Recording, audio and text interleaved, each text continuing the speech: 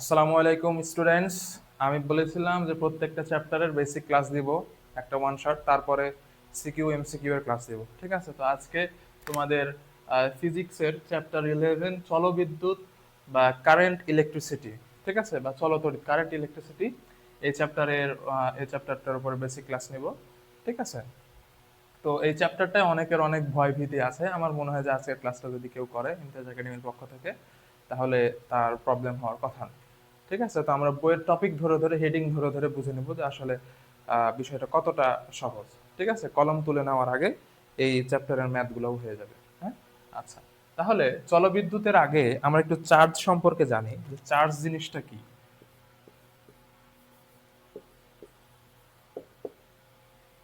Charge জিনিসটা হচ্ছে, ধরো আমরা চার্জ বলতে কি বোঝায়, একটা পজিটিভ একটা আর একটা নেগেটিভ চার্জ, এইটাই তো বোঝায়।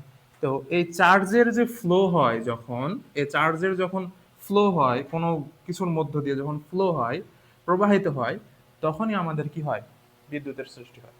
ঠিক আছে, যখন চার্জগুলো কি হয়, ফ্লো হয়, বিদ্যুতের সৃষ্টি হবে। ঠিক আছে, তো কিভাবে হবে না হবে মেকানিজম আমরা দেখব। তো এটা বুঝলাম চার্জগুলা। এরপরে আসি আমরা যে আহ, বিদ্যুৎ প্রবাহ কিভাবে কি হয় দেখি একটু। বিদ্যুৎ প্রবাহ, তো বিদ্যুৎ প্রবাহ দেখার আগে তোমাদের বইতে চিত্র দেওয়া আছে একটা, এরকম যে এইরকম একটা গোলক, এখানে পজিটিভ চার্জ আছে। হ্যাঁ, তারপরে এখানে আরো একটা গোলক আছে, এইখানে কিছু নেই। এই দুইটা গোলককে যখন আমি সংযোগ দিয়ে দেব, তখন কি ঘটনা ঘটবে, এই যে চার্জগুলা এখান থেকে কোথায় যাবে, এই গোলকে যাবে। এই চার্জগুলা এখান থেকে এই গোলকে যাবে আস্তে আস্তে। কতক্ষণ, যতক্ষণ না উভয়ের চার্জ কি হবে, সমান হবে, ততক্ষণ কি হবে, চার্জগুলা এই গোলক থেকে এই গোলকের দিকে প্রবাহিত হইতে থাকবে। ঠিক আছে, যতক্ষণ না সমান হচ্ছে। এখন এইটার আরো একটা কনসেপ্ট আছে। ঠিক আছে, এইটা হচ্ছে আমার উচ্চ বিভব। চার্জের ফ্লো হয় সব সময় উচ্চ বিভব থেকে, উচ্চ বিভব থেকে নিম্ন বিভবে আমাদের চার্জের কি হয়, ফ্লো হয়। ঠিক আছে, উচ্চ বিভব থেকে নিম্ন বিভবে। এখন এইখানে আমার অনেক পজিটিভ চার্জ। ঠিক আছে, বিভব বলতে তোমরা একটা জিনিস ফিল করো যে অনেক পজিটিভ চার্জ আছে, আমার শক্তি অনেক, এরকম একটা কিছু ফিল করো, তাহলেই হবে। তাহলে এখানে অনেক পজিটিভ চার্জ, এখানে বিভবটা বেশি, আর এখানে পজিটিভ চার্জ কম, তাহলে এটা হচ্ছে নিম্ন বিভবের অঞ্চল। তাহলে এখন দুইটাকে আমি কোনো তার দিয়ে কানেক্ট যদি করে দিই, তাহলে উচ্চ বিভব থেকে নিম্ন বিভবের দিকে আমার চার্জগুলো কি হবে, প্রবাহিত হবে। ঠিক আছে, আচ্ছা, এইখানে আরো একটু ইনফরমেশন তোমাদেরকে দেই, এটা বইতে নাই, স্পেসিফিক ইনফরমেশনটা বলি। উচ্চ বিভব থেকে নিম্ন বিভবে সব সময় পজিটিভ চার্জ যায়। কোন চার্জ যায়, পজিটিভ চার্জ উচ্চ বিভব থেকে নিম্ন বিভবে। এটা হচ্ছে উচ্চ বিভব আর এটা হচ্ছে নিম্ন বিভবে। হুম, আর নেগেটিভ চার্জ নিম্ন বিভব থেকে, নিম্ন বিভব থেকে উচ্চ বিভবের দিকে যায়। মনে থাকবে, পজিটিভ চার্জটা কি হয়, উচ্চ বিভব থেকে নিম্ন বিভবের দিকে যায়, আর নেগেটিভ চার্জটা কি হয়, নিম্ন বিভব থেকে উচ্চ বিভবের দিকে আসে। ঠিক আছে, এই হচ্ছে ঘটনা। আর বিদ্যুৎ প্রবাহের দিক কোন দিকে হয় আমি একটু বলি। বিদ্যুৎ প্রবাহের দিক হচ্ছে ইলেকট্রন প্রবাহের উল্টো দিকে। আমরা সামনেও দেখব, ইলেকট্রন প্রবাহের উল্টো দিকে বিদ্যুতের প্রবাহ।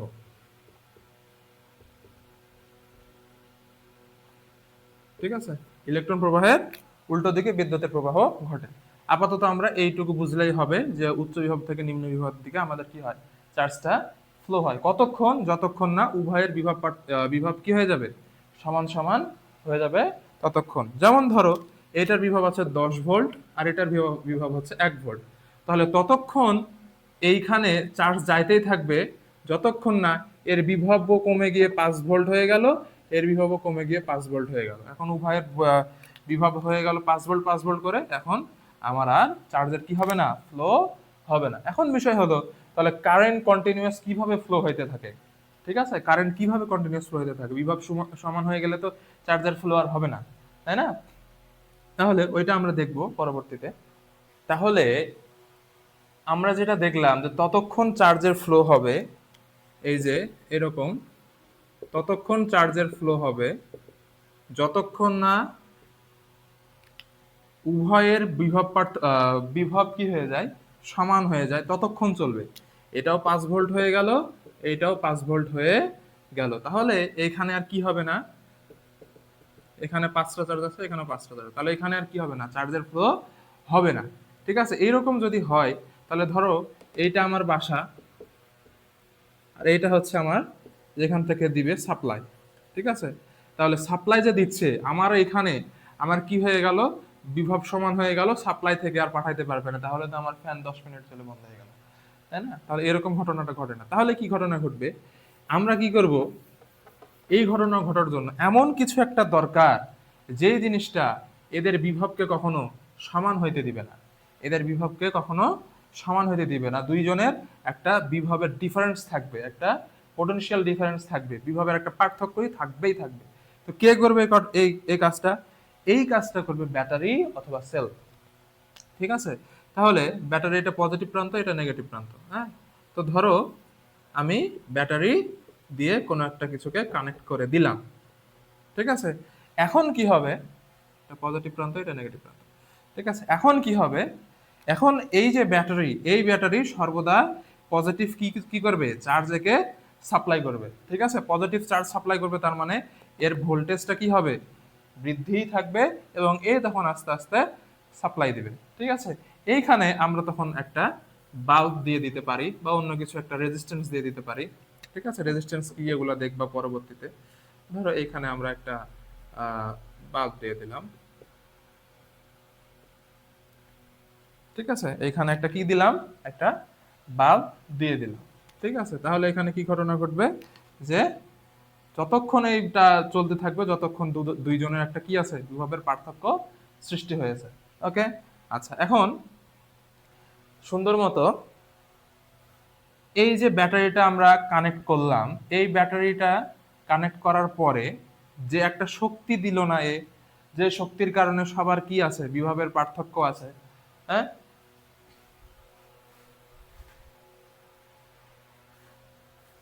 তাহলে সেই শক্তিটাকে কি বলা হচ্ছে আমরা একটু দেখি। সাপোজ এটা একটা বর্তনী, এটা হচ্ছে আমাদের রেজিস্ট্যান্স, ঠিক আছে। এটা একটা বর্তনী।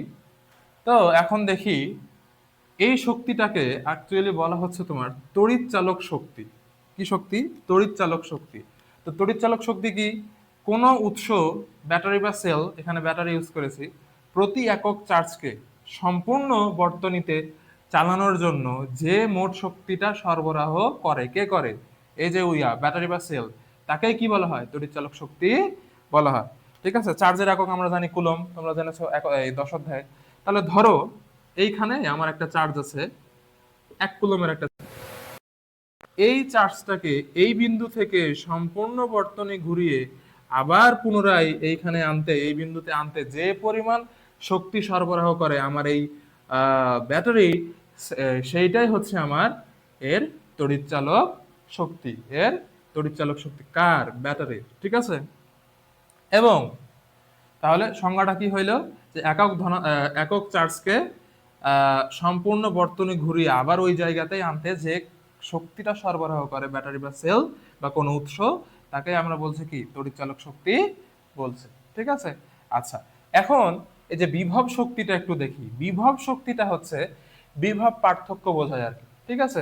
যেমন এই জায়গায় 1 কুলম চার্জকে নিয়ে আসতে একটা শক্তির প্রয়োজন, আবার এই জায়গা থেকে এই জায়গায় ওই 1 কুলম চার্জকে নিয়ে আসতে আরো একটা শক্তির থাকে, মানে এ তো একটা শক্তিতে ফ্লো হচ্ছে, তাই না? তো এই জায়গায় 1 কুলম চার্জকে নিয়ে আসতে যে পরিমাণ শক্তি লেগেছে, এই জায়গায় নিয়ে আসতে তার থেকে আরো বেশি শক্তি লেগেছে, ঠিক আছে? তো এই যে দুইটা শক্তি, দুই জায়গায় দুই রকম শক্তি, এই শক্তির ডিফারেন্সটাই হচ্ছে আমার বিভব শক্তি বা বিভবের পার্থক্য বা বিভব পার্থক্য বা পোটেনশিয়াল ডিফারেন্স, পোটেনশিয়াল ডিফারেন্স। ঠিক আছে? এইটাই, অর্থাৎ বর্তনীর যে কোনো দুইটি বিন্দুর মধ্যে শক্তির পার্থক্য, বর্তনীর যে কোনো দুইটি বিন্দুর মধ্যে শক্তির পার্থক্য হচ্ছে আমার কি? বিভব পার্থক্য। এটা ক নম্বরে আসতে পারে, লিখে নিতে পারো। ঠিক আছে? তড়িৎচালক শক্তি। তাহলে তড়িৎচালক শক্তি আর বিভব শক্তি কি হইতে পারে না? সমান হইতে পারে না। পারে, সমান হইতে পারে। ঠিক আছে? কিন্তু সব সময় সমান হবে তা না। আমি যদি বলি এটা 15 ভোল্ট, এর তড়িৎচালক শক্তি বা ইএমএফ, ইএমএফ ইলেকট্রোমোটিভ ফোর্স, ঠিক আছে, ইকুয়াল টু আমার কি? একক চার্জকে, আচ্ছা এটা আমি একটু ঐকিক নিয়মে করি, যে ধরো কিউ পরিমাণ চার্জকে প্রবাহিত করতে ডাব্লু কাজ করতে হয়। ঠিক আছে? তাহলে একক চার্জকে প্রবাহিত করতে কি করা লাগবে? W by Q. ঠিক আছে? এইটাই হচ্ছে আমার কি? Electromotive force, W by Q. আর ই কি হচ্ছে? ই হচ্ছে আমার ইলেকট্রোমোটিভ ফোর্স। ঠিক আছে? তো এইটা হচ্ছে আমার ফর্মুলা, লিখে নিতে পারো, E equal to W by Q. W কি?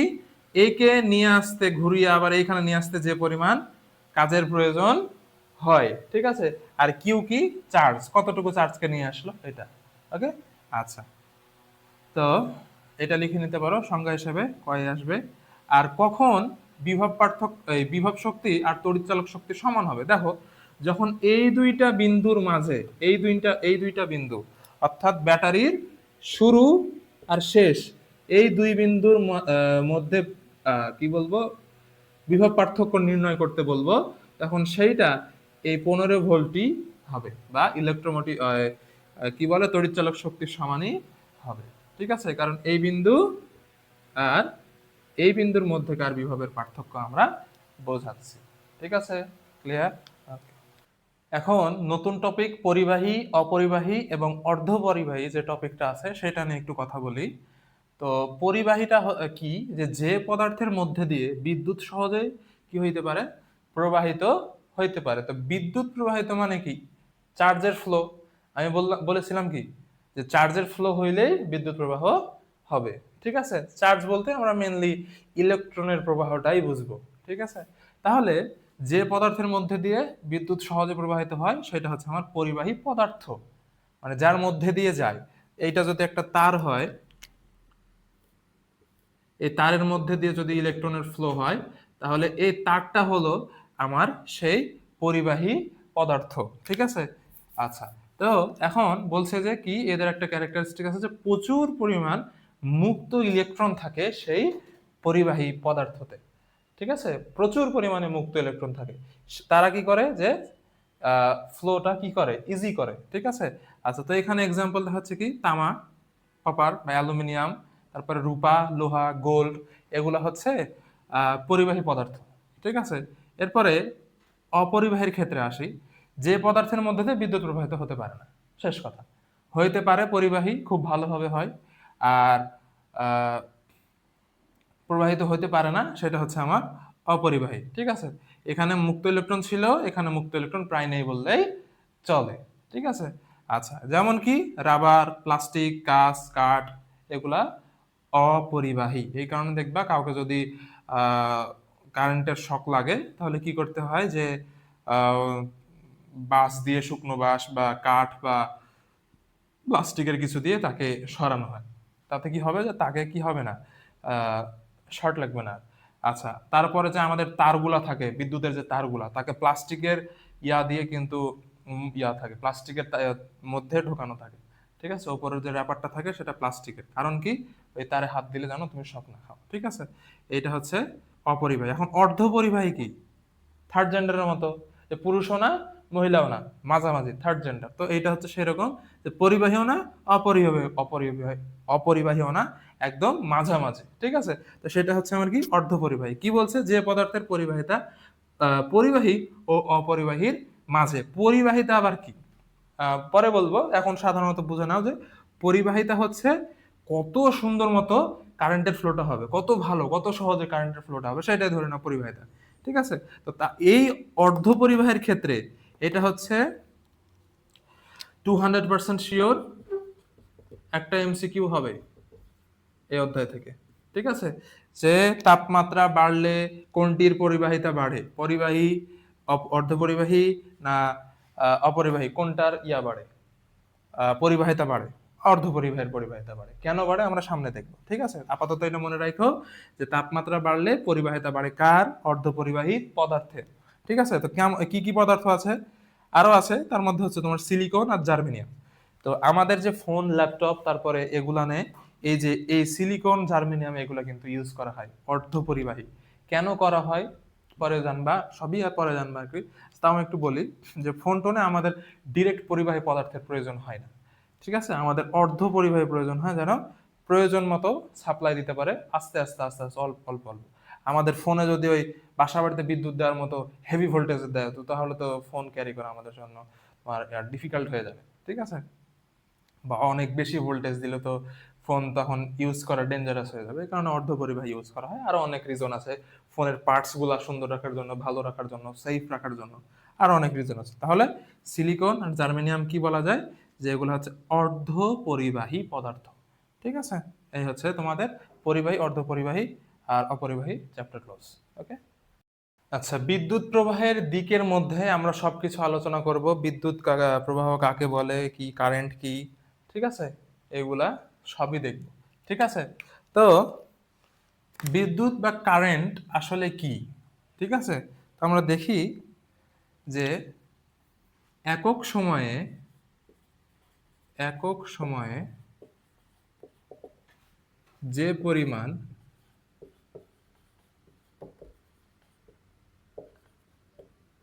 চার্জ প্রবাহিত হয়, প্রবাহিত হয়, তাকেই বিদ্যুৎ বা কারেন্ট বলে, বা একে আয় দ্বারা প্রকাশ করা। ঠিক আছে? একক সময়ে যে পরিমাণ চার্জ কি হবে? প্রবাহিত হবে। ঠিক আছে? ধরো আমি একটা বর্তনী নিলাম,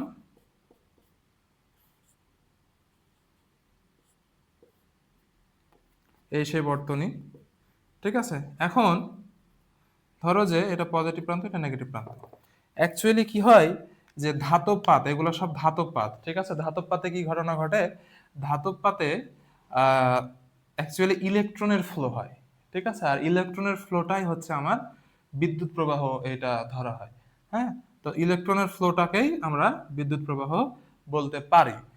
তো এখানে বিষয়টা হচ্ছে যে ইলেকট্রনকে তোমার এইখান থেকে, ইলেকট্রন এই দিক থেকে অ্যাকচুয়ালি এদিকে আসে।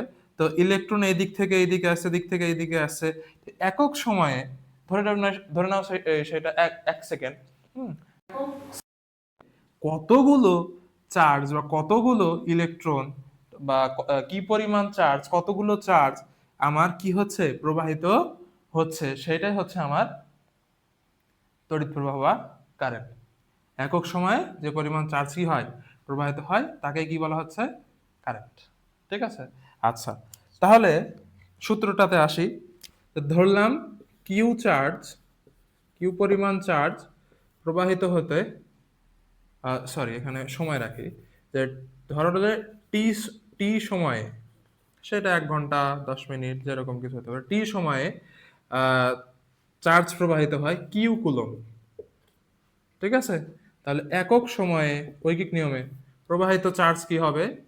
কিউ বাই টি। সাধারণ হিসাব, 10 কেজি আলুর দাম 100 টাকা হলে 1 কেজি আলুর দাম 100/10। ঠিক আছে?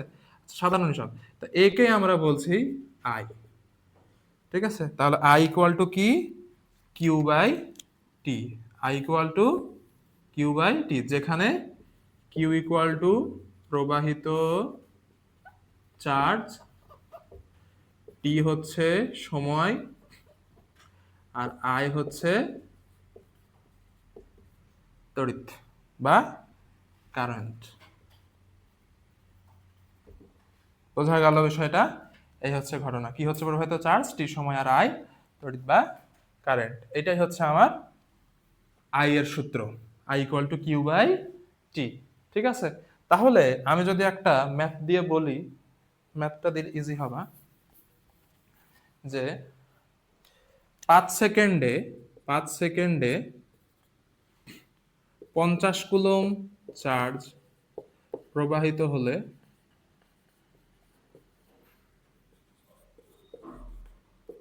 কি পরিমাণ বিদ্যুৎ প্রবাহিত হবে, বা আই এর মানটা কি হবে।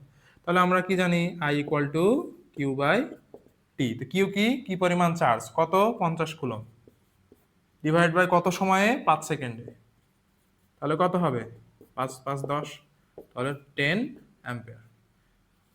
আই এর একক হচ্ছে অ্যাম্পিয়ার এ, আই এর একক কি, অ্যাম্পিয়ার এ। বোঝা গেল? আচ্ছা, তাহলে এখন এখানে আরো একটা ছোট্ট জিনিস আমরা বুঝে নেই। তো এটা খ নাম্বারে আসে তোমাদের, খ নাম্বারে ভালো করে বুঝে নিবা। খ নাম্বারে যে 1 কুলম্ব বলতে কি বোঝায়, কি বোঝায়, 1 কুলম্ব বলতে অ্যাকচুয়ালি কি বোঝায়। তো 1 কুলম্ব মানে কি, 1 কুলম্ব মানে কি, বা 1 কুলম্ব না, 1 অ্যাম্পিয়ার। হ্যাঁ, যে 1 অ্যাম্পিয়ার বলতে কি বোঝায়। তো আমরা জানি I equal to Q by T, তার মানে আই এর একক যেটা বের হয় সেটা অ্যাম্পিয়ার, তাহলে 1 অ্যাম্পিয়ার এটা হচ্ছে আই এর মান। তাহলে 1 কুলম্ব মানে অ্যাম্পিয়ার মানে এর একক কুলম্ব আর টি এর একক কি, সেকেন্ড। তাহলে 1 কুলম্ব পার সেকেন্ড, অ্যাম্পিয়ার যা, কুলম্ব পার সেকেন্ড তা। তাহলে আমরা বলতে পারি যে 1 কুলম্ব পার 1 সেকেন্ড লেখা যায় এটা। ঠিক আছে, তাহলে এখানে বলতে পারি যে 1 সেকেন্ডে 1 কুলম্ব চার্জ কি হয়, প্রবাহিত হয়। এটাই হচ্ছে আমার কি, 1 অ্যাম্পিয়ারের বাংলা, যে 1 সেকেন্ডে কি হবে, 1 কুলম্ব পরিমাণ চার্জ প্রবাহিত হবে। আমি যদি এখন বলি যে 10 অ্যাম্পিয়ার বলতে কি বোঝায়, তাহলে 10 অ্যাম্পিয়ার বলতে বোঝাবে এরকম যে 1 সেকেন্ডে 10 কুলম্ব চার্জ প্রবাহিত হয়। আমি যদি বলি এখানে 15 অ্যাম্পিয়ার বলতে কি বোঝায়, তাহলে 1 সেকেন্ড 15 কুলম্ব পার সেকেন্ড মানে এখানে 15, তাহলে 15 কুলম্ব পার 1 সেকেন্ড, তার মানে 1 সেকেন্ডে 15 কুলম্ব চার্জ প্রবাহিত হয়। এটার বাংলা মানে এটা দ্বারা অ্যাকচুয়ালি কি বোঝায়, এটা খ নাম্বারে আসতে পারে তোমাদের, তাই বললাম। এখন আসি যে বিদ্যুৎ প্রবাহের দিক, বিদ্যুৎ প্রবাহের দিকটা অ্যাকচুয়ালি কোন দিকে। হ্যাঁ, তার আগে একটা কথা মনে রাখো, যে আমাদের যে প্রবাহগুলা হয় সেগুলা মেটালের পরিবাহী পদার্থের মধ্যে দিয়ে হয়। তো সেগুলা হচ্ছে ইলেকট্রনের, অ্যাকচুয়াল প্রবাহ হচ্ছে ইলেকট্রনের প্রবাহ। আমি বলি একটা সাধারণ কনসেপ্ট বোঝো তাহলেই হবে। ধরো এইখানে একটা তার,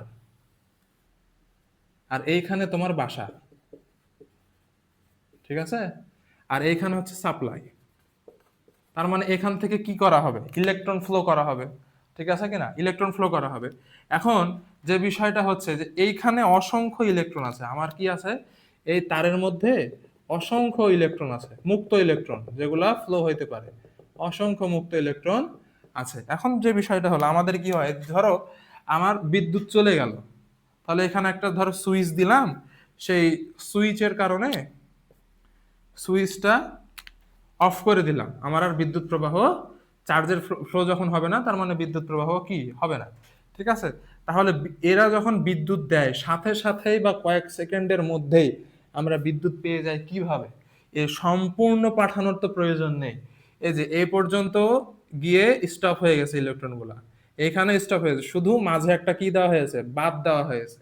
ঠিক আছে, এদের সংযোগ বিচ্ছিন্ন করা হয়েছে, এই কারণে এরা এই অবস্থায় থেকে গেছে ইলেকট্রন গুলা। এখন এই সংযোগটা যদি তুলে নেই তাহলে কি ঘটনা ঘটবে, আবার এইখানকার ইলেকট্রন গুলা এখানে এদেরকে ঠেলা দিবে, এরা এদেরকে, এদেরকে, তার মানে সেকেন্ডের মধ্যে যারা ছিল এরা আবার প্রবাহিত হইতে শুরু করে দিবে, এই কারণে সময় লাগে না। ঠিক আছে, আচ্ছা, তো এখন বিষয়টা বোঝাই যে কি ঘটনা ঘটে। এই ধরো একটা ব্যাটারি এবং এই একটা হচ্ছে তোমার বর্তনী। ঠিক আছে, আচ্ছা, বা এখানে আমি এইভাবে বোঝাই যে এটা হচ্ছে আমার একটা তার,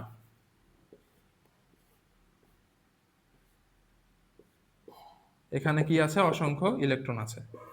ঠিক আছে, এইটা কি করেছি, আমি একটা ব্যাটারি দিয়ে সংযোগ করে দিয়েছি, অসংখ্য কি আছে, ইলেকট্রন আছে, ঠিক আছে। এখন কি ঘটনা ঘটবে, এটা হচ্ছে ব্যাটারির পজিটিভ প্রান্ত, এটা হচ্ছে নেগেটিভ প্রান্ত, হ্যাঁ। এখন কি ঘটনা ঘটবে, এখন ঘটনা ঘটবে যে পজিটিভ চার্জ একে ফোর্স করবে, পজিটিভ চার্জ কি করবে, ইলেকট্রন গুলাকে টেনে টেনে নিয়ে আসবে, টেনে টেনে নিয়ে আসবে এইদিকে, আর ইলেকট্রন কি হবে, এদিক থেকে সাপ্লাই হবে। তাহলে ইলেকট্রন সাপ্লাই হচ্ছে, আর পজিটিভ চার্জ ইলেকট্রন গুলোকে আকর্ষণ করে টেনে টেনে নিয়ে আসছে। তাহলে ইলেকট্রনের প্রবাহ কোন দিকে, ইলেকট্রনের প্রবাহ হচ্ছে এই দিকে, ইলেকট্রনের প্রবাহ এই দিকে, আর কারেন্টের ফ্লোটা হচ্ছে ইলেকট্রন প্রবাহের উল্টো দিকে, কারেন্টের ফ্লো হচ্ছে ইলেকট্রন প্রবাহের উল্টো দিকে, অর্থাৎ এইটা হচ্ছে আমার আই। তাহলে পজিটিভ থেকে নেগেটিভ হচ্ছে আমার কারেন্টের ফ্লো, আর নেগেটিভ থেকে পজিটিভ হচ্ছে ইলেকট্রনের ফ্লো।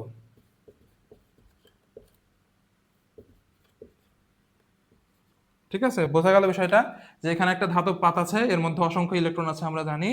তাহলে এখানে কি হবে, ইলেকট্রন গুলাকে টেনে টেনে নিয়ে আসবে, এই যে এটা হচ্ছে ইলেকট্রনের ফ্লো, আর এই দিকে ইলেকট্রন এই দিকে, তাহলে উল্টো দিকে হচ্ছে আমার কারেন্ট, উল্টো দিকে, তাহলে এইটা হচ্ছে আমার কারেন্টের ফ্লো। ঠিক আছে, তাহলে আমরা এখানে লিখতে পারি যে ইলেকট্রন প্রবাহের উল্টো দিক হলো কারেন্টের ফ্লো, কারেন্টের প্রবাহ, তড়িৎ প্রবাহ, তড়িৎ প্রবাহের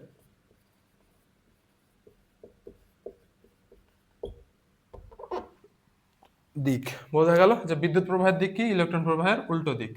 ঠিক আছে, বিদ্যুৎ প্রবাহের উল্টো দিকটাই হচ্ছে আমার বিদ্যুৎ প্রবাহের দিক। ওকে,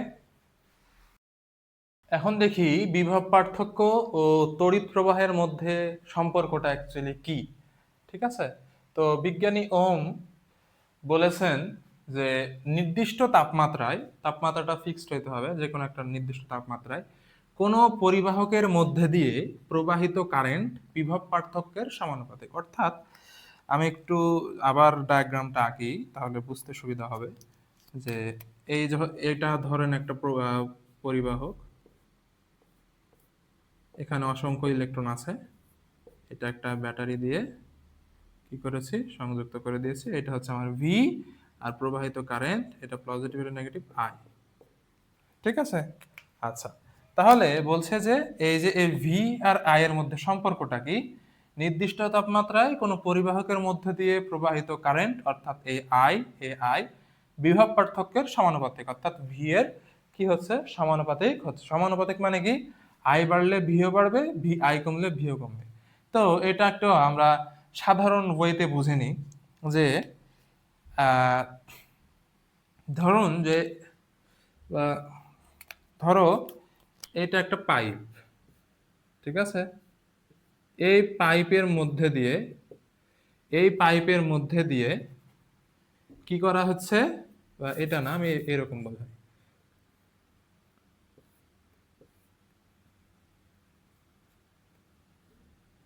এই একটা পাইপ, এই পাইপের মধ্যে দিয়ে পানি প্রবেশ করানো হচ্ছে, কি, পানি। ঠিক আছে, তো পানির চাপ যদি বেশি হয়, পানির চাপ যদি বেশি হয়, অনেক পানি দেওয়া হচ্ছে, চাপ বেশি, তাহলে কি হবে, পানিটা বেশি পরিমাণে প্রবাহিত হবে। ঠিক আছে, আর যদি অল্প পানির চাপ কম হয়, পানির চাপ কম হয়, অল্প পরিমাণ চাপ দেওয়া হচ্ছে, তাহলে অল্প পরিমাণ পানির কি হবে, প্রবাহ হবে। ঠিক আছে, তাহলে পানির চাপ বেশি,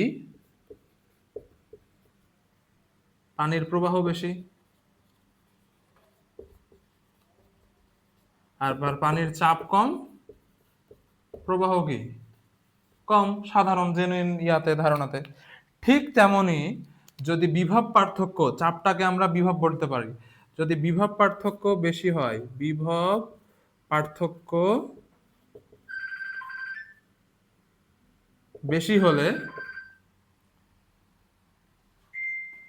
বিভব পার্থক্য বেশি হলে, সরি এখানে বেশি লিখি, বেশি হলে তড়িৎ প্রবাহ কি হবে, তড়িৎ প্রবাহ বেশি হবে।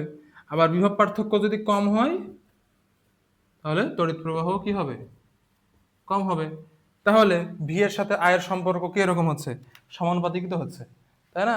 যে ভি বাড়লে আই কম, আই বাড়ে, আই বাড়লে আই, ভি বাড়ে, আই কমলে ভি কমে, ভি কমলে আই কমে। ঠিক আছে। আচ্ছা, এখন এই সমানুপাতিক চিহ্ন তুললে আমরা জানি একটা কি আসে, ধ্রুবক আসে, বা একটা আহ, মান একটা নতুন আর একটা ধ্রুবক চলে আসে, সেটা কি ভি ইকুয়াল টু, আমরা ইকুয়াল চিহ্ন দিলাম আর ধ্রুবকটার নাম দিলাম হচ্ছে আর। ঠিক আছে। আর এটা হচ্ছে আই আই এর জায়গায়, তাহলে ভি ইকুয়াল টু আই আর। এই আর হচ্ছে রোধ বা রেজিস্ট্যান্স। ঠিক আছে, রোধ বা রেজিস্ট্যান্স। রোধটা কি, রোধটা হচ্ছে তড়িৎ প্রবাহে বাধা সৃষ্টি করবে সেই জিনিস। তারপর রোধটা আমরা আলাদাই পড়বো, কি ঘটনা না ঘটনা আলাদাই পড়বো। ঠিক আছে। এখন তোমাদের বইতে একটা মজার জিনিস দেওয়া আছে, সেটা একটু দেখাই। যে ভি ইকুয়াল টু আমরা কি পাইলাম, I R. V equal to I R তোমাদের বইতে লেখা আছে এইভাবে, যে V by I into R. ঠিক আছে, সাদা এর সমস্যা নেই, এটা তোমরা পারবা। তাও দেখো যে এইখানে যদি আমি ভি কে হাত দিয়ে ঢেকে রাখি, ভি কে হাত দিয়ে ঢেকে রাখি, এই ভি কে, তাহলে যেটা যে মানটা থাকছে আই আর, তাহলে এটা হচ্ছে ভি এর মান, তাহলে ভি ইকুয়াল টু আই আর। ঠিক আছে, বইতে এইভাবে দেওয়া আছে। আবার যদি আই কে ঢেকে রাখি, আই কে ঢেকে রাখলে তাহলে আই ইকুয়াল টু কি থাকছে, ভি বাই আর। আর যদি আর কে ঢেকে রাখি তাহলে আর ইকুয়াল টু কি হবে, ভি বাই আই। ঠিক আছে, এটা বাচ্চা কালের একটা জিনিস। তো তোমরা তো এইখান থেকে বের করতে পারবে যে V equal to I R, I V by R, আবার R equal to V by I. ঠিক আছে, তো এখানে হাত দিয়ে ঢেকে ঢেকে তোমাদের বইতে করা আছে, করতে পারো, সমস্যা নেই। ঠিক আছে। এখন রোধ নিয়ে যে কথাটা বললাম, যে ভি ইকুয়াল টু আই আর, এই যে আর রোধ বা রেজিস্ট্যান্স। ঠিক আছে, এই রোধটা সম্পর্কে আমরা জানবো যে রোধ কি। রোধ হচ্ছে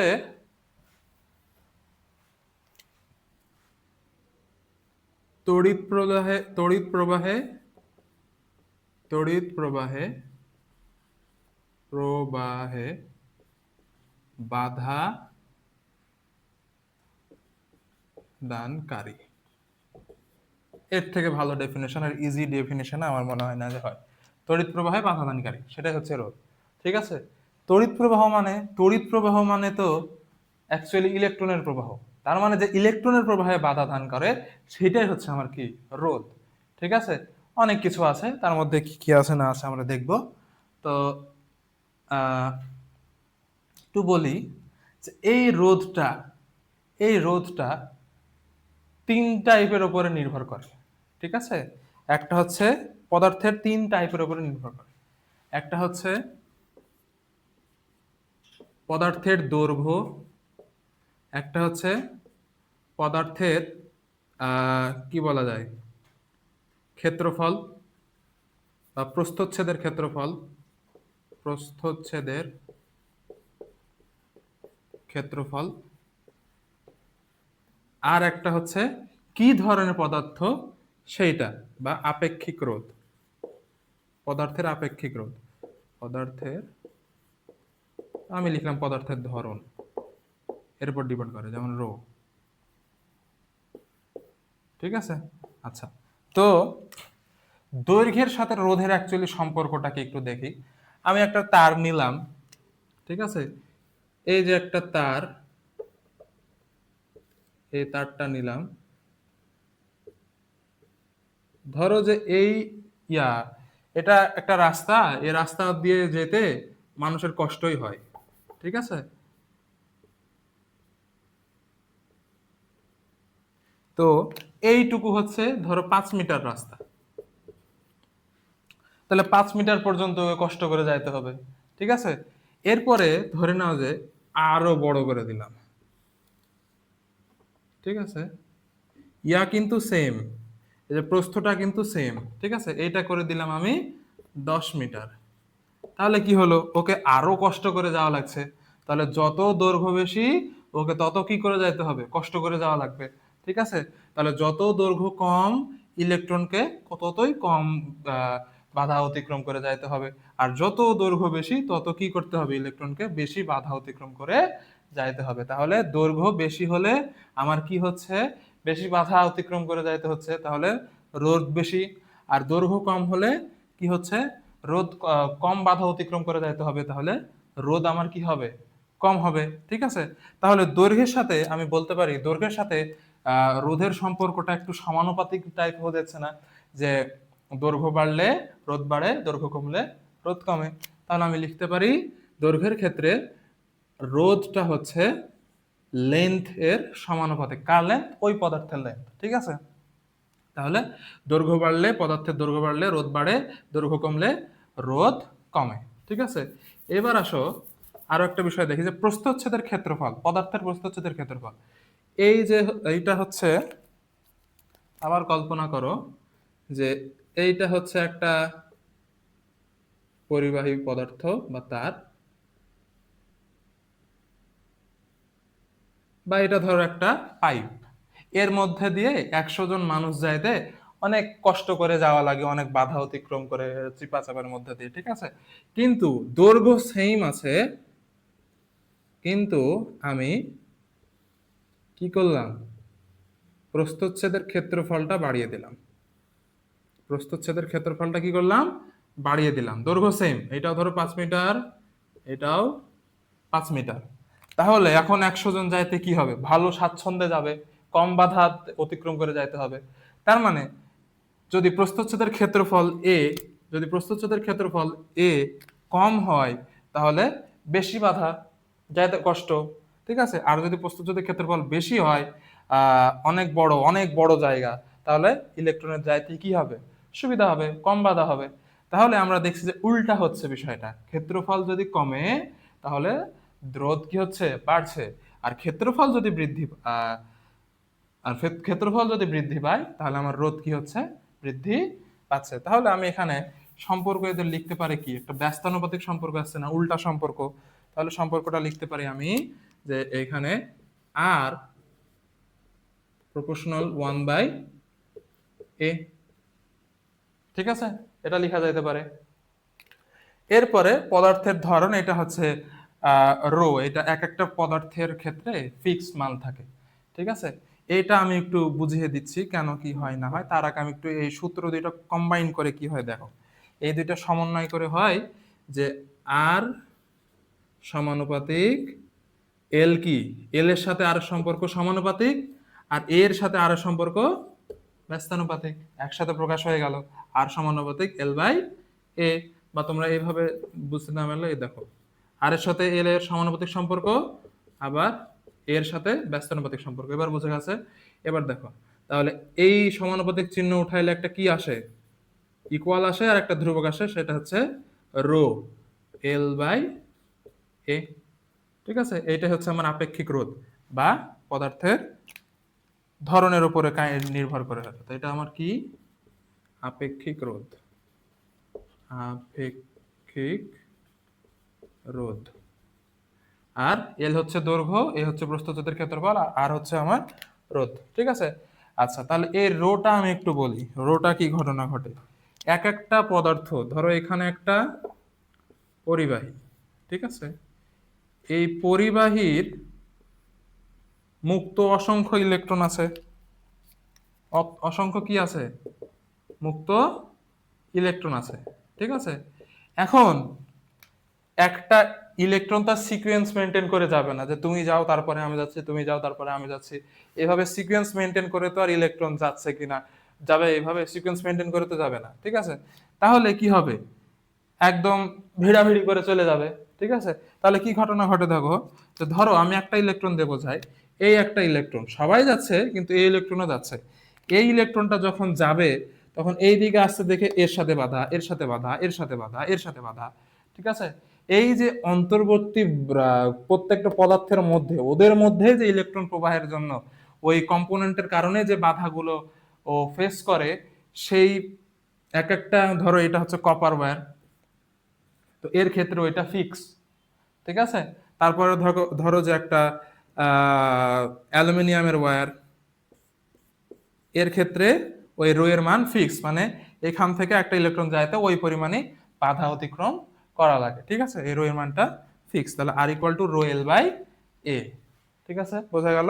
এটা হচ্ছে আমাদের formula, R equal to rho L by এ।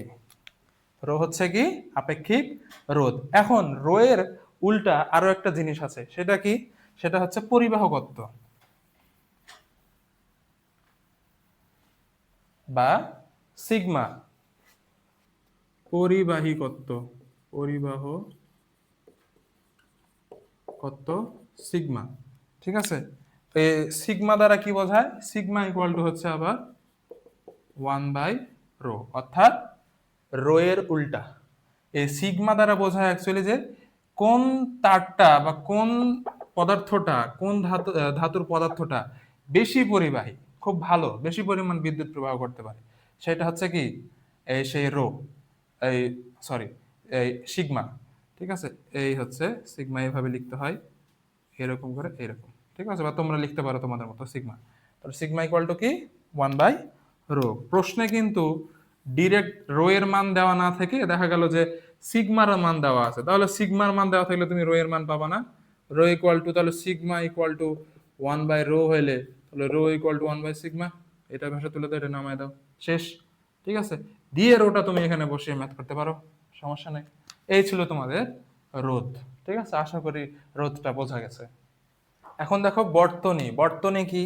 বর্তনী হচ্ছে তড়িৎ প্রবাহের রাস্তা, তড়িৎ প্রবাহের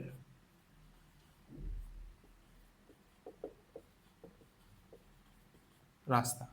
মানুষ যে এই পথে চলাচল করে সেটা যেমন রাস্তা, তো তড়িৎ প্রবাহের জন্য যে রাস্তা সেটা হচ্ছে বর্তনী, ঠিক আছে। তো একটা বর্তনী বা একটা সার্কিট ফিল আপ করতে বেশ কিছু জিনিস লাগে, যেমন ধরো এটা হচ্ছে একটা কোষ বা সেল, তারপরে এটা হচ্ছে একটা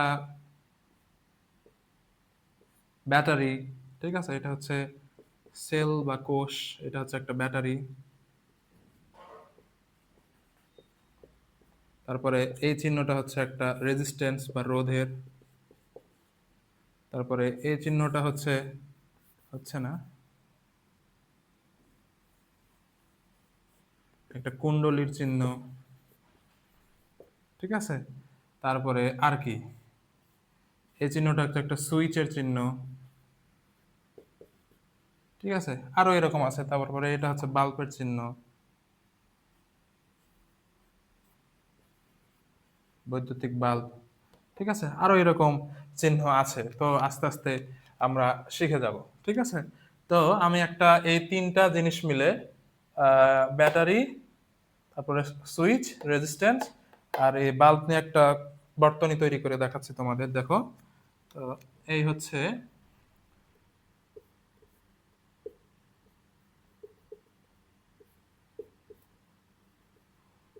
ব্যাটারি নিলাম, এখান থেকে একটা রেজিস্ট্যান্স নিলাম, তারপরে এখানে একটা সুইচ নিলাম, তারপরে এখানে একটা বাল্ব নিলাম, দিয়ে এখানে সংযুক্ত করে দিলাম। এটা একটা তোমার বর্তনী, ঠিক আছে, বিদ্যুৎ প্রবাহে। এটা হচ্ছে আমার পজিটিভ দিক, এটা হচ্ছে আমার নেগেটিভ দিক, ওকে।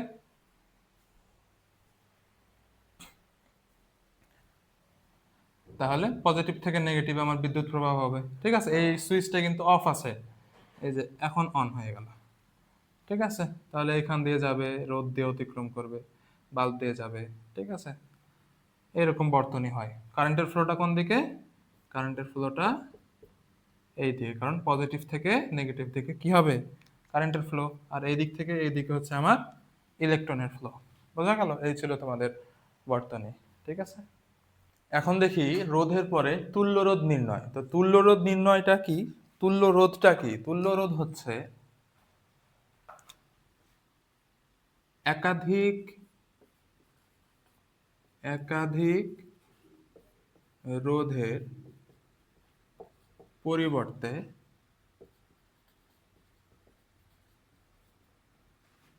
একটি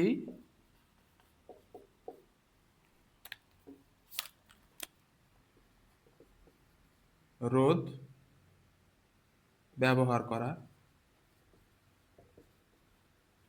বা একাধিক রোধের মান একটি রোধ দ্বারাই প্রকাশ করবে।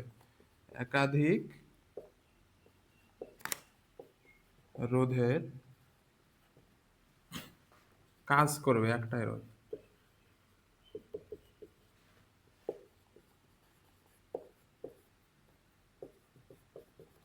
ঠিক আছে,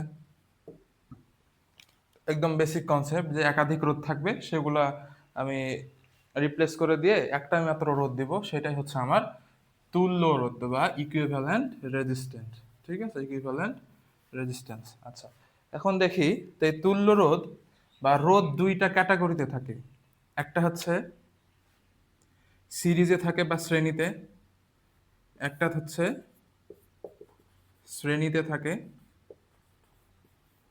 আর একটা হচ্ছে সমান্তরালে থাকে। সমান্তরাল। ঠিক আছে, এখানে একটা ডাটা লিখে রাখবা যে শ্রেণীতে, এই জায়গাতে শ্রেণীতে কারেন্ট সেম, অর্থাৎ আই সেম থাকে, কিন্তু ভি থাকে ডিফারেন্ট বা আলাদা। আর সমান্তরালে কি হয়, যে আই থাকে ডিফারেন্ট, কিন্তু ভি থাকে সেম। ঠিক আছে, এই কথাটা ভালো মতো লিখে নাও, তারপরে আমরা শ্রেণীতে তুল্যরোধ আর সমান্তরালে তুল্যরোধ বের করা দেখবো। ঠিক আছে, আচ্ছা, তাহলে শ্রেণীতে দেখি। শ্রেণীতে তো একটা সার্কিট আঁকি আগে।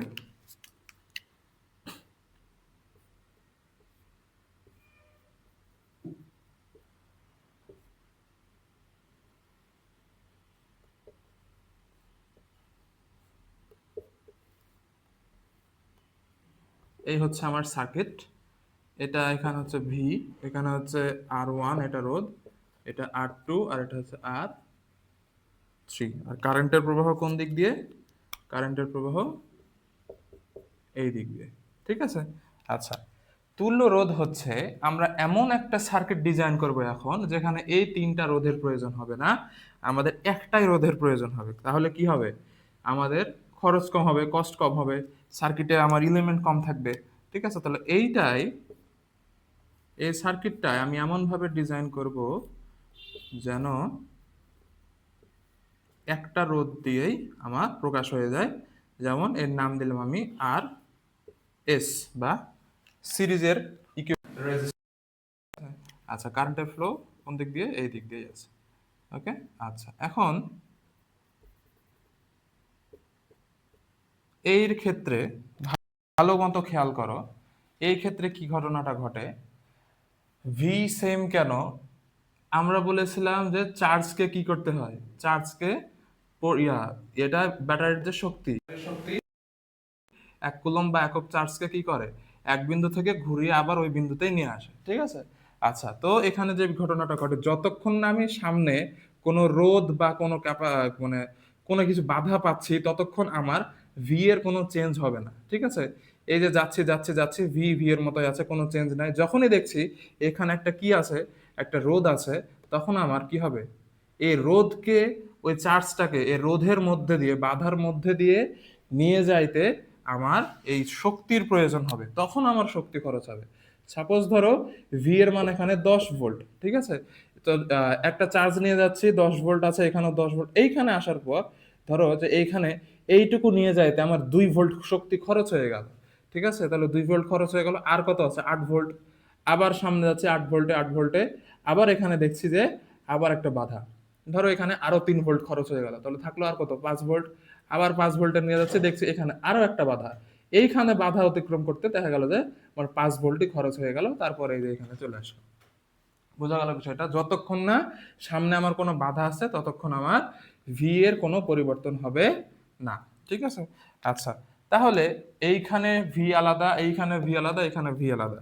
আমি নাম দিলাম এর হচ্ছে এখানে V1 শক্তি, এখানে V2 শক্তি, এখানে V3 শক্তি বা বিভব পার্থক্য। এটা অ্যাকচুয়ালি বিভব পার্থক্য V1। ঠিক আছে, এই পাশের আর এই পাশের বিভব পার্থক্য V1, এই পাশের আর এই পাশের বিভব পার্থক্য V2। কেমনে? বিভব পার্থক্য এই জায়গা পর্যন্ত 10 ভোল্ট ছিল ধরো, আর এই জায়গাতে 2 ভোল্ট খরচ হয়ে গেল, তাহলে এখানে 8 আর এখানে 10, তাহলে 10 - 8, তার মানে 2 ভোল্ট এইখানে চার্জ নিয়ে যাইতে এর মধ্যে দিয়ে খরচ আমার হয়েছে। বোঝা গেল? তারপরে এইখানে যে 8 ভোল্ট ছিল, সেই 8 ভোল্ট আবার এইখানে নিয়ে যাইতে দেখা গেল আরো 3 ভোল্ট খরচ হয়ে গেল, তাহলে এইটুকুর ভি2 অর্থাৎ বিভবের পার্থক্য হইল যে 8 মাইনাস ওইখানে কত, 3 খরচ, এখানে গিয়ে 3 খরচে 5 হয়ে গেল এই পাশে ভোল্টেজ, তাহলে 5 = 3 ভোল্ট, তাহলে এখানে বিভবের পার্থক্য কত, 3 ভোল্ট। এইরকম করে আর কি বিবেচনা করা যায়। তো আমরা সূত্র শিখেছিলাম কি, যে V = I/R, ঠিক আছে, আমরা সূত্র শিখেছিলাম। আচ্ছা, তাহলে এই জায়গায় কারেন্টের মান কি হবে এই রোধের ক্ষেত্রে, যেহেতু রাস্তা একটাই, তাহলে সব জায়গায় কারেন্টের মানটা কি হবে, সেম হবে। কারেন্টের মান বলতে আমরা কারেন্টকে পানির কথা চিন্তা করতে পারি, যে এটা যদি একটা পাইপ হয়, তাহলে পানি যাওয়ার রাস্তা কয়টা, একটাই, তাহলে যেই পরিমাণ পানি আমি দিব, ঠিক সেই পরিমাণ পানি সমস্ত রাস্তা দিয়ে কি হবে, প্রবাহিত হবে। ঠিক আছে, ইজি, কিন্তু পানির সাথে তুলনা করলে একদম ইজি, যে একটাই পাইপ লাইন, এই যে পরিমাণ পানি আমি দিব, ঠিক সেম পরিমাণ পানি কি হবে, পুরো পাইপ দিয়ে আবার ঘুরে আসবে। ঠিক আছে, তাহলে আয়ের মান কি, সেমই থাকলো। তাহলে এই জায়গাতে প্রথম রোধের ক্ষেত্রে আমরা লিখতে পারি যে ভি ইকুয়াল টু প্রথম রোধের V1 = I, যেহেতু সবার ক্ষেত্রে আই সেম, আই, প্রথমটার রোধ কত, R1, আর এর জায়গায় R1, V2-র ক্ষেত্রে আই, আর দ্বিতীয় রোধ কত, R2, তৃতীয়টার ক্ষেত্রে আই আর 3। বোঝা গেল বিষয়টা? আচ্ছা, এখন যে টোটাল যে V1, V2, V3, এই তিনটার যোগফল হচ্ছে V এর সমান। কেন? কারণ V এর সমান না হলে আমি পুরা চার্জটাকে নিয়ে আসতে পারবো না। কম যদি হয় তাহলে আমার চার্জ মিডিলেই থেকে যাবে। ঠিক আছে, আমি পুরা চার্জটাও কি করতে পারবো না। আর বেশি কেন হবে না?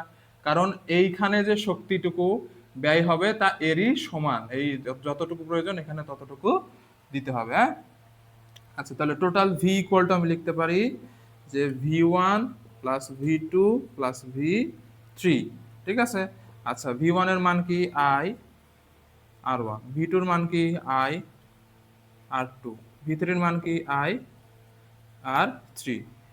আচ্ছা, এখন V এর এই জায়গাতে একটু দেখো তো, এই রোধ আর এই রোধ, আই এর মান সেম, যদি 2 অ্যাম্পিয়ার হয় তাহলে 2 অ্যাম্পিয়ারই আছে, ভি এর মানও সেম। ঠিক আছে, শুধু এখানে তিনটা রোধ ব্যবহার না করে আমরা একটা রোধ ব্যবহার করব, এই তিনটা মিলে যে কাজটা করে এই একটা মিলে সেই একই কাজে করবে। ঠিক আছে, তাহলে এই এই এই এই বর্তনীর ক্ষেত্রে আমরা কি লিখতে পারি, যে V =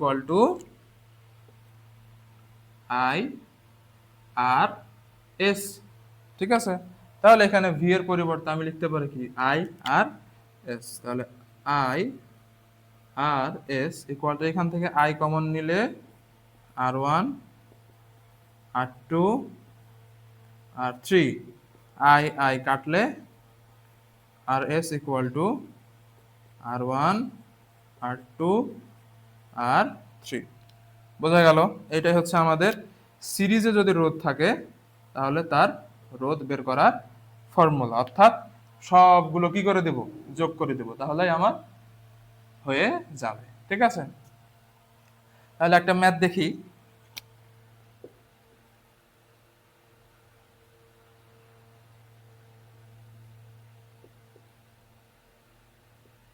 এইখানে যদি আমি বলি যে এটা 2 ওহম, এটা 3 ওহম, ও রোধের একক হচ্ছে ওহম, হ্যাঁ, এই যে ওহম, এটা হচ্ছে 1 ওহম, 5 ভোল্ট। তাহলে আমি যদি বলি যে এই বর্তনীতে আই এর মান কত, তাহলে কিভাবে বের হবে আই এর মান? আগে তুল্য রোধটা বের করে নিতে হবে। ঠিক আছে, তুল্য রোধ তাহলে আর এস ইকুয়াল টু কি হবে, এটা যোগফল, অর্থাৎ 2 + 3 + 1, তাহলে কত হবে, 3 হাত দিয়ে 5 আর একে 6 ওহম। এখন জানি V equal to I, R I equal to V/R।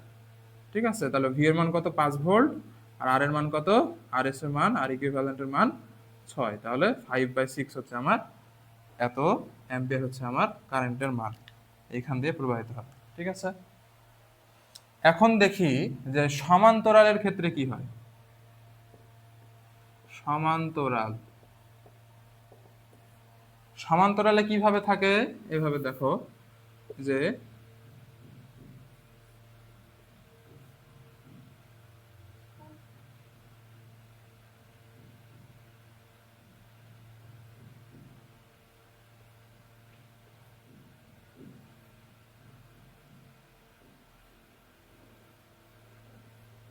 এই যে সমান্তরাল, ঠিক আছে, নাম দিলাম আমি ভি, এর নাম দিলাম আমি R1, এর নাম দিলাম R2, এর নাম দিলাম R3। এখন একটা শিখো, টেকনিক শিখো, তাহলেই বুঝবা। তোমরা, আমি একটা সিরিজও আঁকি, সিরিজ রেজিস্টার।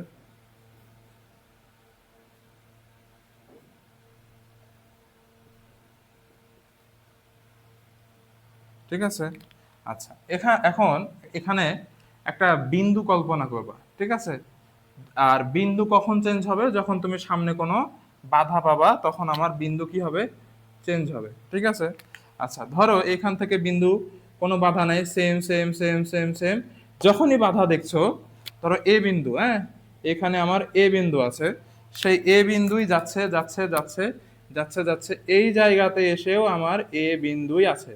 যখন দেখছি আমার বাধা, তখন এই বাধা অতিক্রম করে যে নতুন একটা বিন্দু পাবো, সেটা হচ্ছে আমার বি বিন্দু। আবার বি বিন্দু বি বিন্দু বি বিন্দু, এই পর্যন্ত বি বিন্দু, বাট এইখানে আবার কি হয়ে গেল, বাধা, তাহলে পরবর্তী একটা নতুন বিন্দু ধরে নিলাম আমি, সেটা সি বিন্দু। ঠিক আছে, আবার সি বিন্দু সি বিন্দু, এ পর্যন্ত হচ্ছে আমার সি বিন্দু। তাহলে যদি বিন্দু পরিবর্তন হয়, দুইটা রোধের মধ্যে বিন্দু আলাদা হয়, তাহলে সেটা সিরিজে আছে বা শ্রেণীতে আছে।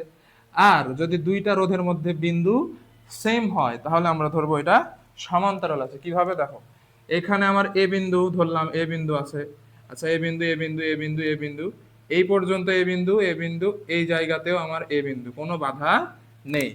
আবার এইখানেও এ বিন্দু এ বিন্দু এ বিন্দু এ বিন্দু। ঠিক আছে, আবার দেখো এই জায়গাতেও কোনো বাধা নেই বাধা নেই বাধা নেই, এই পর্যন্ত আমার এ বিন্দু। কিন্তু যখনই দেখছি, আচ্ছা এইখানে আসো এবার, এটা ধরো বি বিন্দু। ঠিক আছে, এই যে বি বিন্দু যাচ্ছে, বি বিন্দু বি বিন্দু, এই পর্যন্ত আমার কোনো বাধা নেই, তাহলে এটা বি বিন্দু। এইগুলো নেও কোনো বাধা নেই, বি বিন্দু। এই পর্যন্ত কোনো বাধা নেই, তাহলে বি বিন্দু। দেখো তো, প্রত্যেকটা রেজিস্টারের, প্রত্যেকটা রোধের বিন্দু দুই পাশের একই না, A B A B A B, তার মানে এগুলা কিসে আছে, এগুলো আমার প্যারালাল বা সমান্তরালে আছে। আর এইগুলার দেখো এ বি বি সি, আর একটা যদি থাকে তাহলে সিডি হয়ে যেত। তাহলে বিন্দু যদি প্রত্যেকটার আলাদা হয়, তাহলে এটা সমান্তরালে নেই, তারা শ্রেণীতে আছে। আর যদি বিন্দু সেম একই হয়, তাহলে সেটা কি আছে, সমান্তরালে আছে। বোঝা গেল? আচ্ছা, বিন্দু দিয়ে বুঝলে বিষয়টা ইজি হয়ে যাবে, তোমাদের ক্ষেত্রে চিনতে, সার্কিট চিনতে সহজ হয়ে যাবে। আচ্ছা, তাহলে এখন দেখো এইখানে কি হয়, পানি নিয়ে যাচ্ছি, এই যে আই নিয়ে যাচ্ছে আমি, আই নিয়ে গেলে এর ক্ষেত্রে কি বলেছিলাম আমি, যে ভি সেম হবে, কিন্তু আই হবে ডিফারেন্ট। ঠিক আছে, আই হবে আলাদা। তাহলে এই আই গেল, এই পাশ দিয়ে ধরো আসলো একটা I1 কারেন্ট, এই পাশ দিয়ে আসলো হচ্ছে I2 কারেন্ট, আর এই পাশ দিয়ে আসলো ধরো I3 কারেন্ট। কেন, একটু সাধারণ কল্পনা করো, যে ধরো এই পাশ দিয়ে পানি যাচ্ছে, পানি যাওয়ার পরে তিনটা পাইপ হয়ে গেল। ঠিক আছে, তাহলে আমি যদি এই পাশ দিয়ে 10 কেজি পানি দেই, তাহলে 10 কেজি পানি যাচ্ছে, এখান দিয়ে ধরো 2 কেজি, এখান দিয়ে 3 কেজি, এখান দিয়ে 5 কেজি গেল। ভাগ তো হবে নাকি, তিন দিকে, বাসা বাড়িতে যেমন পাইপ লাইনের কাজ করা থাকে, এক পাইপ দিয়ে আর কয়েকটা জায়গায় যায়, তো ওই রকম দেখো, যে পানি যদি এই পাশ দিয়ে দেই, তাহলে এই দিকেও যাবে, আবার কিছু পরিমাণ এই দিকেও যাবে, কিছু পরিমাণ এই দিকেও যাবে। কিন্তু তিন পথের পানির সমষ্টি যে পরিমাণ দিয়েছিলাম তার সমান, তাই কি না? এইটাই তো ঘটনা। তাহলে আমি চাচ্ছিলাম যে এতগুলা আমি রোদ ইউজ করব না, এতগুলা রোদ ইউজ না করে আমি একটাই মাত্র রোদ ইউজ করব, যেটা এরা সবাই মিলে যে কাজ করে সেই কাজটাই আমার করবে। নাম দিলাম কি, আর প্যারালালের ক্ষেত্রে আর পি। ঠিক আছে, এবং এইখান দিয়েও সেই একই পরিমাণ কারেন্ট আমার ফ্লো হবে, আই পরিমাণ কারেন্ট। আচ্ছা, এখন দেখো এখানে আমাদের কি আই আলাদা, তাহলে প্রথমটার ক্ষেত্রে আমি লিখছি I1 ইকুয়াল টু, আচ্ছা ভি ইকুয়াল টু আমরা কি জানি আই আর, তাহলে I equal to V by R. তাহলে I1 ইকুয়াল টু ভি, আচ্ছা কি হবে প্রত্যেকটার কি হবে, ভি সেম হবে, কারণ এই পাশের বিন্দুগুলো একই, এই পাশের বিন্দুগুলো একই।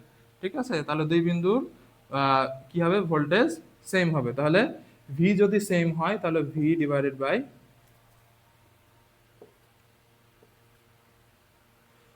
ভি বাই কি হবে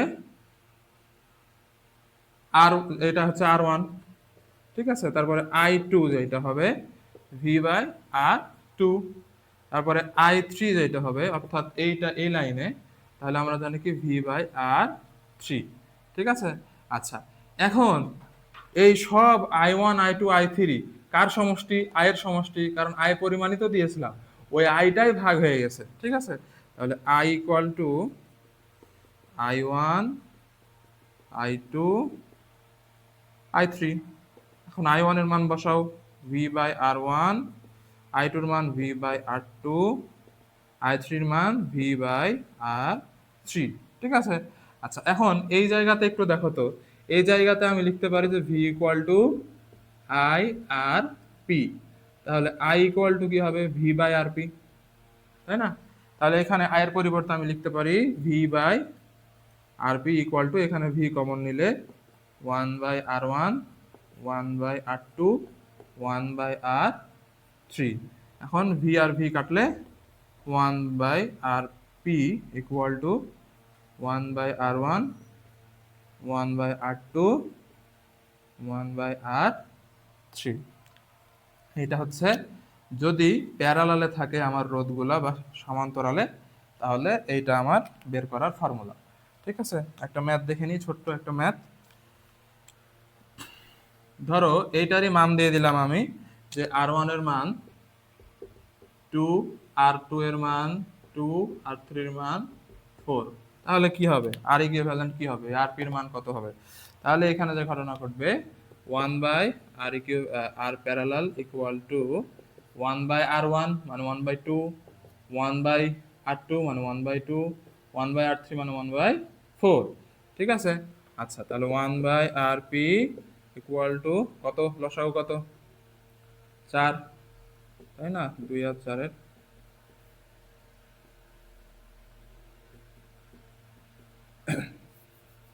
তাহলে কত হবে 2 যোগ 2 যোগ 1, তাহলে 5/4। এত কি, এটা হচ্ছে কার মান 1/RP এর মান। তাহলে শুধু RP এর মান কত হবে, উল্টায় দাও, RP ইকুয়াল টু 4/5। বোঝা গেল বিষয়টা, বোঝা গেল? এই হচ্ছে ঘটনা। ঠিক আছে, এটা হচ্ছে আর ইকুইভ্যালেন্ট। আরো কিছু কাহিনী আছে, তো আমরা একটু দেখি।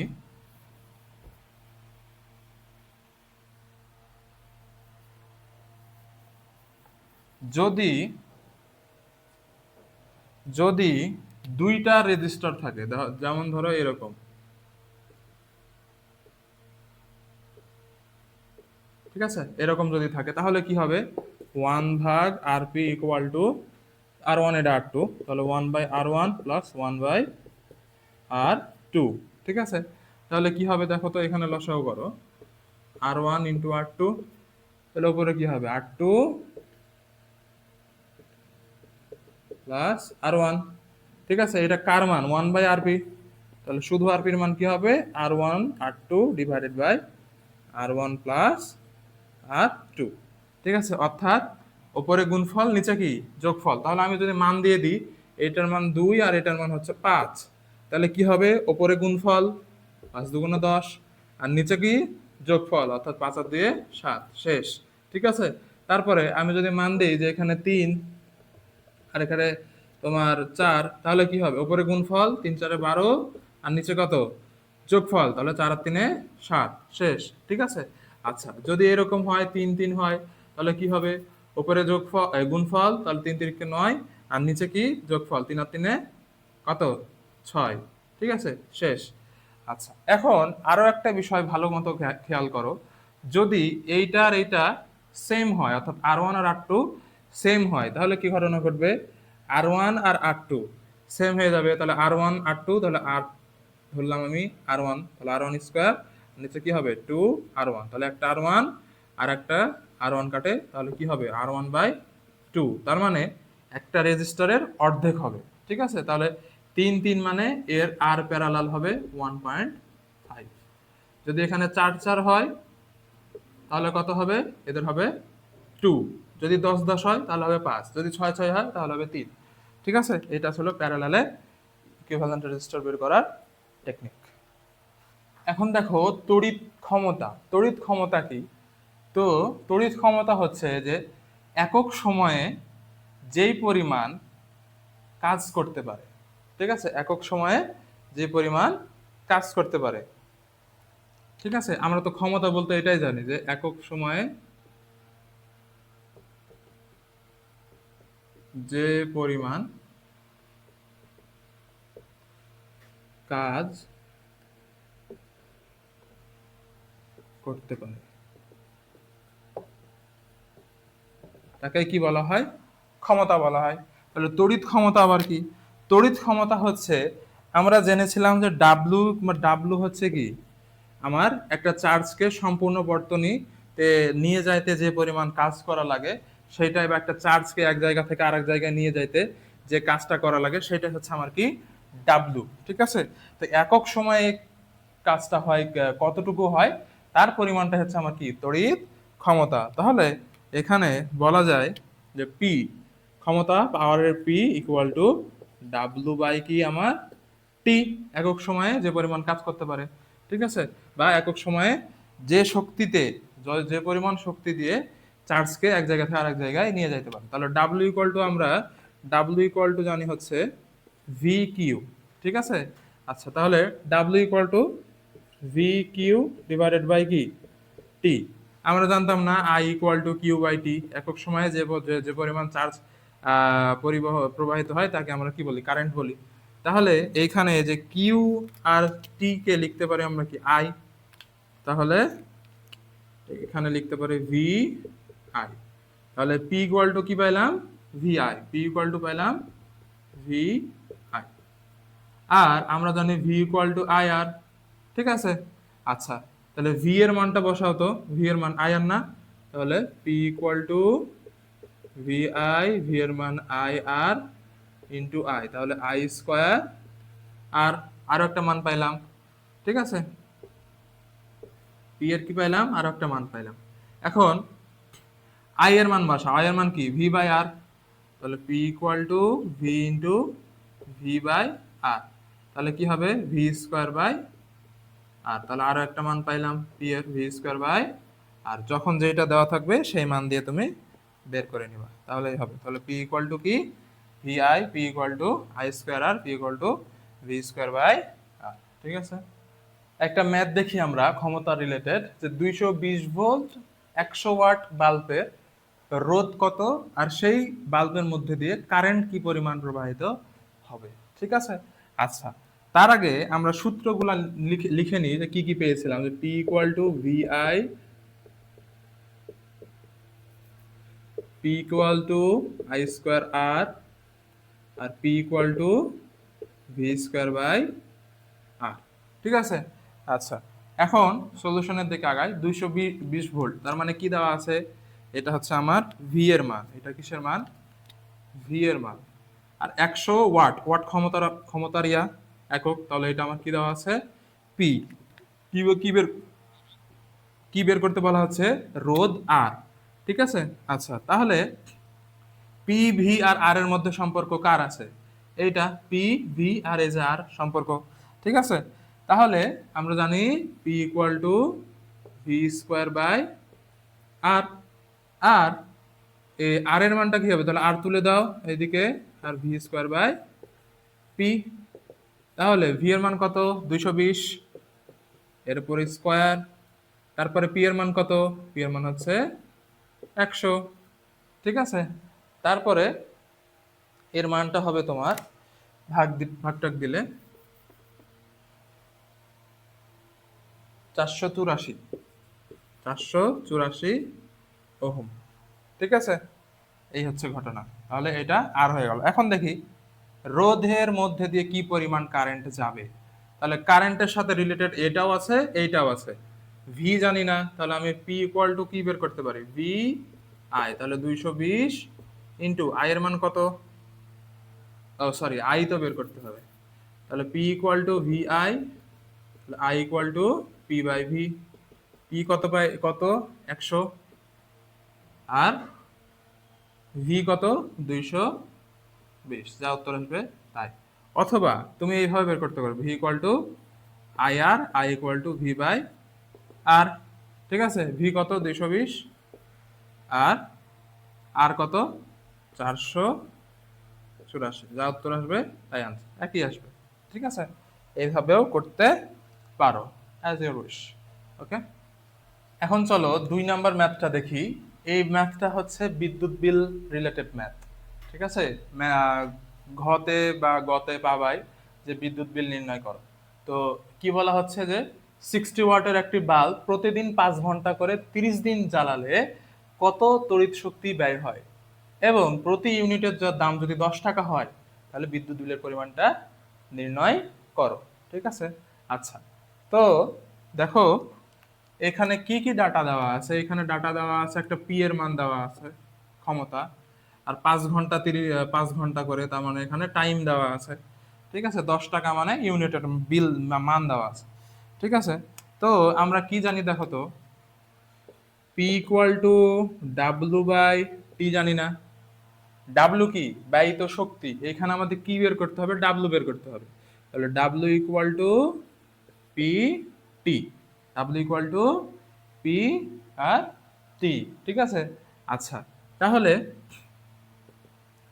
পি কত 60 ওয়াট, ইন্টু টি কত টাইম। টাইম হচ্ছে 5 ঘন্টা করে 30 দিন। তাহলে 30 দিনে কত ঘন্টা, তাহলে 30 × 5, তার মানে 150 ঘন্টা বা আওয়ার। তাহলে এখানে কত, 150 ঘন্টা। ঠিক আছে, আচ্ছা। এখন যে বিষয়টা হলো, ইউনিট মানে কি, ইউনিট, এখানে তো প্রতি ইউনিট 10 টাকা দেওয়া আছে, হ্যাঁ? ইউনিট মানে হচ্ছে কিলোওয়াট আওয়ার, কিলোওয়াট আওয়ার। কিন্তু এখানে কি আছে, পি এর একক ওয়াট আর টি এর একক আওয়ার, ওয়াট আওয়ার আছে। কিলো আনতে কি করতে হবে, 1000 দিয়ে ভাগ। ঠিক আছে, তাহলে এইখানে আমাদের 1000 দিয়ে ভাগ দেওয়া লাগবে। বোঝা গেল বিষয়টা, 1000 দিয়ে কি করব, ভাগ দিব। ঠিক আছে, তাহলে আমরা যে ইউনিটটা পাবো সেটা কিলোওয়াট আওয়ার, বা ওটাই আমরা আমাদের ইউনিট। তাহলে ভাগ দাও, এই গেল এই গেল এই এই। ঠিক আছে, তাহলে 6×15 কত হয়, তাহলে 5 6 30 এর 0, হাতের 1, 6 কে 6, 6×15 90, আর নিচে হচ্ছে তোমার 10। তাহলে কাটে, তাহলে 9 কিলোওয়াট আওয়ার অথবা 9 ইউনিট। বোঝা গেল বিষয়টা। এখন বলছে প্রতি ইউনিট 10 টাকা হলে বিদ্যুৎ বিল নির্ণয় করো। তাহলে আমার পুরো মাসে কত ইউনিট বিল খরচ হইলো, 9 ইউনিট। তাহলে অতএব বিদ্যুৎ বিল, তাহলে এক ইউনিটের মূল্য যদি 9 টাকা হয়, তাহলে 9 ইউনিট 10 টাকা হয়, তাহলে 9 ইউনিটের মূল্য কত হবে, 90 টাকা। শেষ বিদ্যুৎ বিল নির্ণয় করা।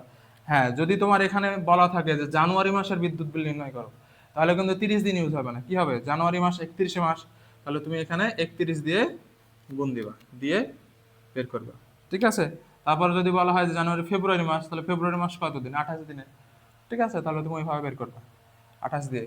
ঠিক আছে, যদি লিপ ইয়ার বলে তাহলে 29 দিয়ে বের করবা। এই হচ্ছে ঘটনা বিদ্যুৎ বিল নির্ণয় করা। ঠিক আছে, আশা করি বেসিক ক্লাসটুকু তোমাদের ক্লিয়ার হয়েছে।